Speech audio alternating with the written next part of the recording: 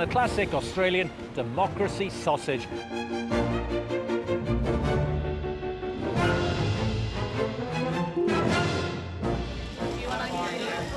2022 was a wonderful time at this pre-poll. I will never forget the Extinction Choir that came along and sang out of tune with their mandolin. It was wonderful. And then the Extinction Dinosaur. It was so much fun. It was an incredibly positive campaign, so we really enjoyed it. Thank you. Australians like to celebrate polling day as a democracy party, complete with ubiquitous democracy sausage and cake stalls. International media reports follow the same script. But 2025 has been different. For a lot of volunteers and AEC workers, it wasn't fun at all. Causing trouble. There's kids around here. How dare she tell me who to vote for? Australians, by and large, are pretty laid back about their politics, but this is a different edge, and that's regrettable because we're not America, we're not England, we do it in our own way. Definite ideas, but not that tinge of aggression and personality destruction. There was never that before. One of the women wearing yellow T-shirts, and they approached her and said, "Look, you shouldn't be handing this out. Allegra kills Jews." And my wife, who is Jewish, sort of responded in shock, and she said, "Look, I'm Jewish. What are you saying to me?" He said, "Well, if you're supporting Allegra, you can't be a real Jew." Leonie Bird and Rod Kunlick represent some of the everyday Australians who came out to support candidates in the recent federal election. Many years I had supported and worked for the Liberal Party in the electorate of Wannon for Malcolm Fraser.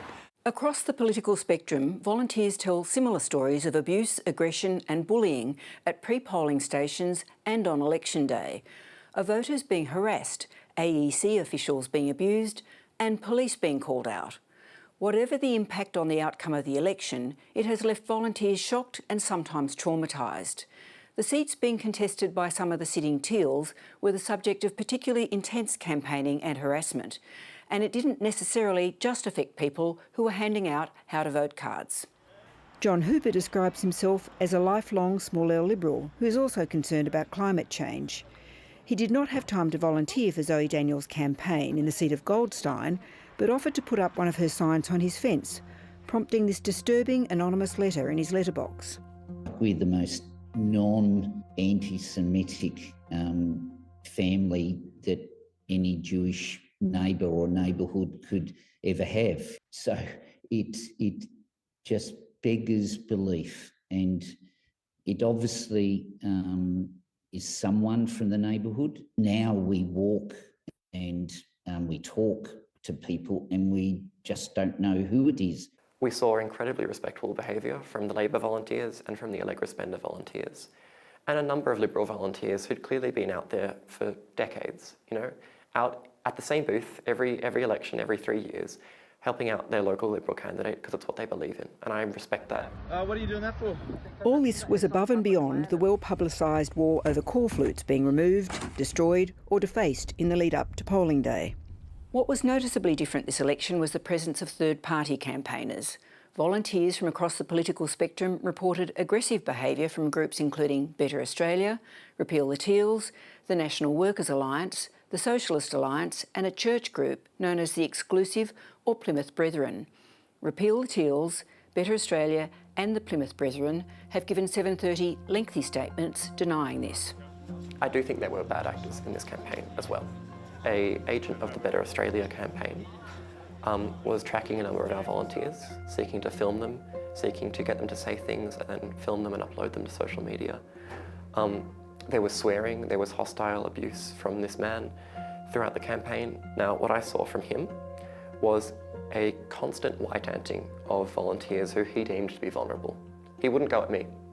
He wouldn't go at me because I was a young man, I was taller than him, but he would go at my lovely volunteers, my lovely Greens volunteers, my friends in the Teals. He would go at Liberal volunteers as well. I got on extremely well with my Liberal Party counterpart. We were both worked together to maintain civility within it, but certainly the group that was in charge of setup, both at pre-poll and the booths, were extremely aggressive. Peter Dawson says it was not the usual Liberal Party volunteers he dealt with in Kooyong during the day who would come in and set things up in the very early hours of the morning, but others with a much more aggressive approach. My wife was called a silly old grandmother and was abused, and as I was putting up bunting, was tried to be obstructed and then pushed in front of children, and that was, for me, a low light of the campaign. Often the comments were very personal about Dr. Ryan. I was staggered. I was in Malvern, and this woman walked up and said to me, "I hope she fries in hell." And I thought, wait a minute, that's not really anything to do with the policy or anything. It was just personal abuse, which I thought was really sad. In Goldstein and Wentworth, which incorporate some of Australia's largest Jewish communities, there was a particularly virulent campaign by a group called Repeal the Teals. The group was celebrating the impact they had on these election results in a recent edition of Australian Jewish News. One of the two founders of the group, Sharon Cooper, told the Jewish News that together, we contaminated the Teal brand, exposing questionable funding, irresponsible voting records and conflicted agendas. in the Sydney seat of Wentworth, the disruption also came from a group of yellow-shirted campaigners called Better Australia. Better Australia is headed by Labor Party member Sophie Calland. When given an opportunity to say anything, they would say things about both the Teal, our Teal Independent and the Greens, which were quite negative. And that ramped up over time. Back in the Melbourne seat of Goldstein, Carolyn Bryden had been expecting the same sense of goodwill she had seen in the 2022 election. 2022 was a lot of fun. There was a lot of goodwill with all the volunteers. A lot of people were new, we were having fun, and just we felt like we were doing something to change politics. But it was not to be. 2025 was completely different.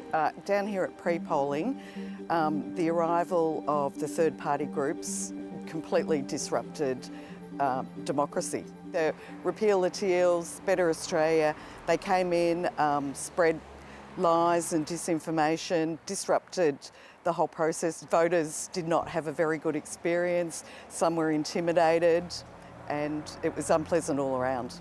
We had volunteers leave their shifts because they were so intimidated and harassed. Quite often it would be the Tim Wilson Liberal Party T-shirt wearing supporters would be here in the morning, and then in the afternoon they'd swap their T-shirt for a Repeal the Teals to do another shift.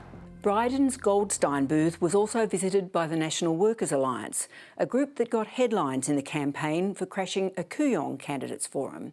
They arrived in Goldstein with megaphones and hostility.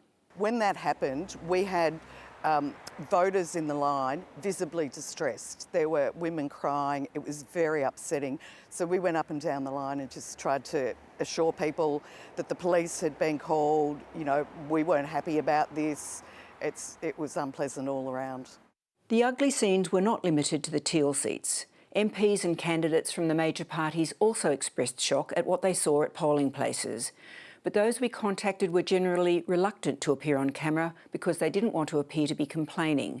Seasoned Labor candidates say their volunteers and staff were jostled and abused and physically intimidated.